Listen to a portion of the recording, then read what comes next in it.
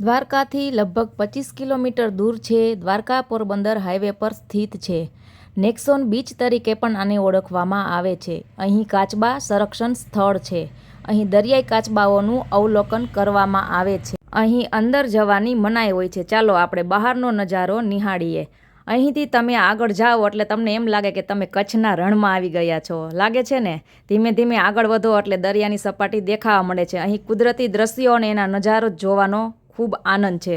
અહીં તમે સનસેટ થવાનો હોય છે ને ત્યારે આવો, ત્યારે તે નજારો ખૂબ ગજબનો જોવા મળે છે. જો તમે જોઈ શકો છો, એકદમ રમણીય, એમ થાય કે આપણે અહીં જ રોકાઈ જઈ.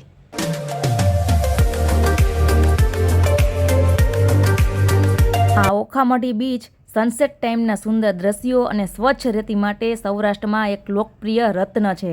અહીં ભીડભાડ જરા પણ હોતી નથી. સુમસાન જગ્યાનો અહેસાસ થાય છે. અહીં કેન્ટીન કે એવું કંઈ પણ જોવા મળતું નહીં.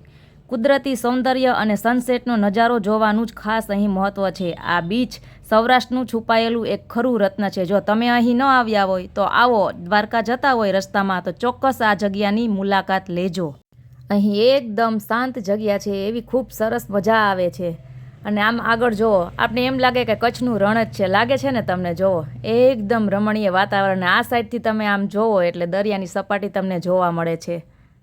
અહીં ખૂબ ઓછા માણસો જોવા મળે છે. જેમને ખબર છે તેઓ દ્વારકા જતા હોય તો રસ્તામાં તેઓ સ્ટોપ થાય છે. અહીં બાળકોને પણ ખૂબ રમવાની મજા આવે છે, કારણ કે એકદમ સ્વચ્છતા છે. ક્યાંય પણ તમને કચરો જોવા જરા પણ નહીં મળે, ક્યાંય પણ નહીં. સનસેટ ટાઈમના કુદરતી સૌંદર્ય અને નજારાને જોવાની વાત જ કંઈક અલગ છે. ચાલો આપણે એ કુદરતી સૌંદર્ય અને નજારાને જોઈએ.